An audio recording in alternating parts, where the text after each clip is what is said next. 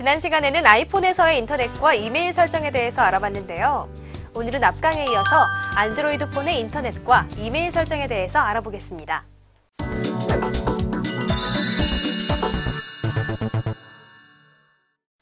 안드로이드 폰 역시 아이폰과 마찬가지로 3G 통신망과 와이파이를 사용할 수 있는데요.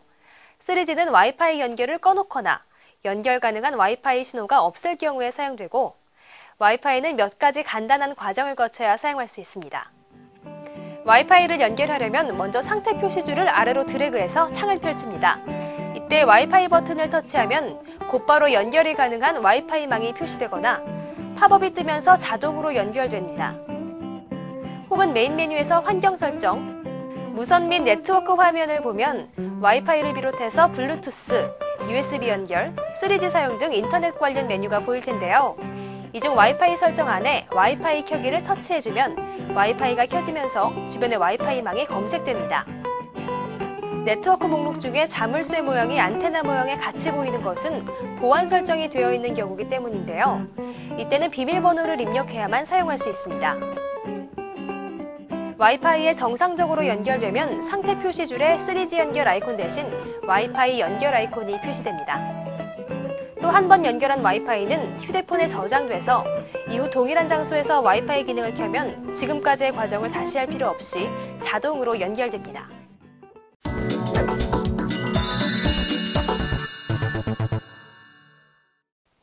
스마트폰과 인터넷을 연결해주는 연결다리 역할이 바로 웹브라우저인데요. 웹페이지를 보기 위한 필수 프로그램으로 구글의 크롬이 기본적으로 설치되어 있습니다.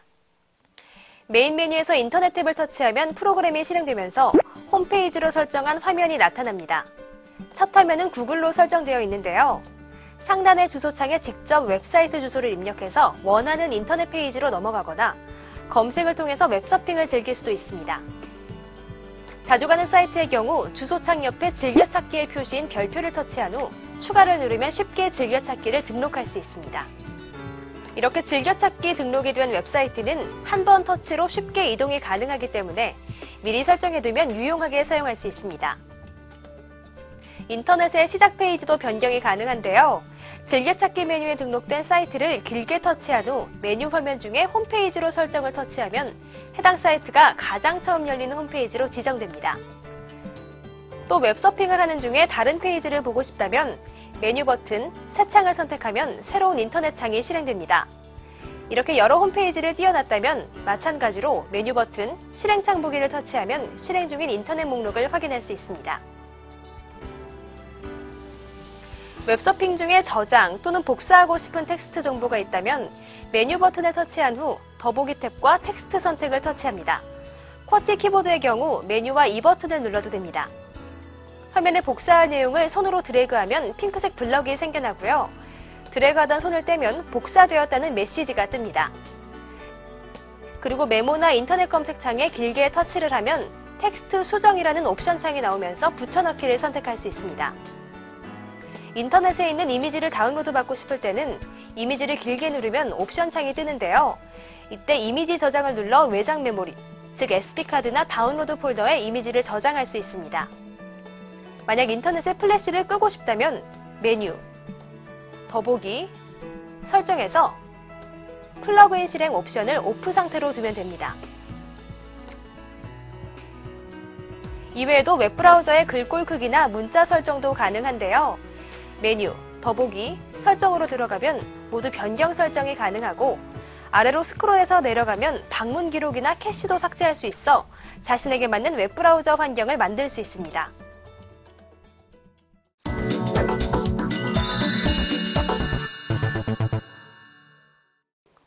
스마트폰의 특성상 기본 탑재된 웹브라우저 외에 새로운 웹브라우저를 다운로드받아 설치하면 또 다른 웹브라우저를 언제라도 사용할 수 있는데요. 안드로이드 체제에서 가능한 인기 웹브라우저를 살펴보도록 하겠습니다. 먼저 돌핀 HD입니다. 돌핀 HD의 경우 빠른 브라우징 속도와 멀티탭 기능이 특징이고 마우스 제스처와 애드온 기능이 더해졌습니다. 게다가 내장 메모리가 부족할 때 외장 메모리에 저장할 수 있게 해주는 외장 캐시 지원 기능도 지원하고 한글도 지원해서 알찬 웹브라우저로 많은 사람들에게 호평을 받고 있는 브라우저입니다. 엑스스코프의 경우 더욱 빠른 속도와 탭 기능, 여기에 한 손 줌 기능이 가능한데요. 두 손가락으로 확대나 축소를 했던 기본 기능에 비해서 한 손가락으로도 줌, 아웃이 가능한 웹브라우저입니다. 이뿐만 아니라 유튜브 동영상 저장, 파일 매니저 태스크 관리 기능도 추가되어 있습니다. 스카이파이어는 인터넷 페이지에 플래시 동영상을 볼 수 있는 웹브라우저입니다. 하지만 일부 웹페이지에선 구동이 안 된다는 것과 실시간 재생이 아니기 때문에 변환을 기다려야 한다는 불편함이 있습니다. 하지만 2.2 프로용 버전을 지원하지 않는 안드로이드 폰에서라면 유용하게 사용할 수 있겠습니다. 오페라 미니는 매우 적은 리소스로 사용하기 쉬운 인터페이스를 갖고 있는 것이 가장 큰 장점입니다. 데이터를 최대 90%까지 압축해서 전송하는 방식으로 저사양 휴대폰에서도 빠른 속도를 자랑합니다. 적은 데이터 사용량으로 풀 브라우징은 물론 데이터 요금까지 더 저렴하게 이용할 수 있다는 점이 장점입니다. 그럼 이 웹브라우저들의 간략한 특징을 적은 표를 잠시 보시고요. 계속해서 안드로이드 폰에서의 메일 설정에 대해서 알아보도록 하겠습니다.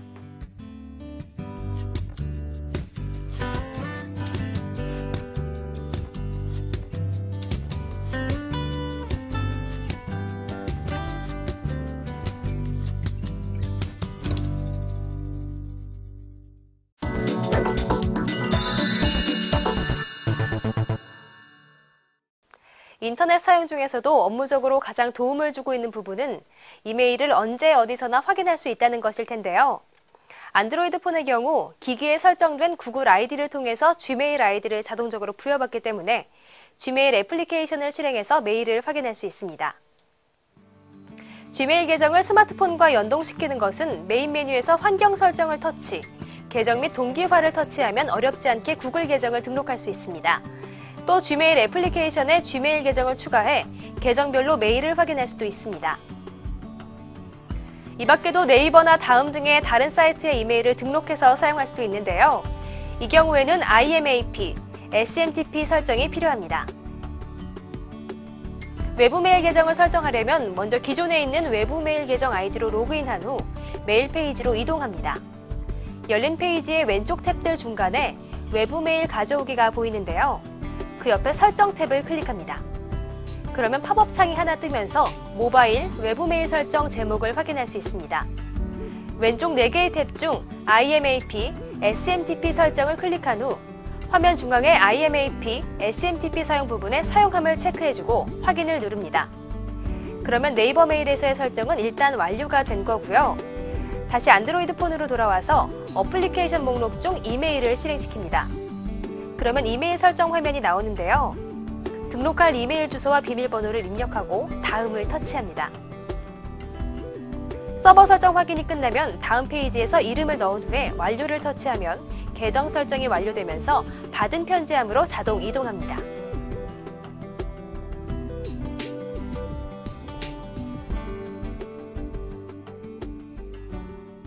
네이버 메일뿐만 아니라 다음, 네이트 등 다른 메일 사이트도 앞과 같은 방법으로 홈페이지 등록을 마친 후에 폰 내에서 설정을 해주면 스마트폰에서 쉽게 메일을 확인할 수 있습니다.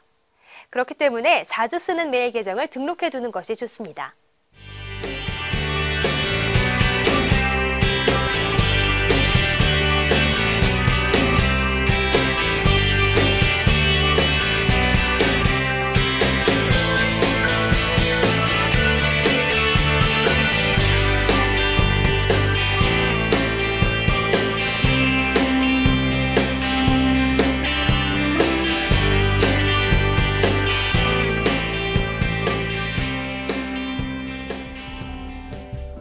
이제 누구보다 더 쉽게 스마트폰을 이용한 이메일과 인터넷 사용을 할 수 있겠죠.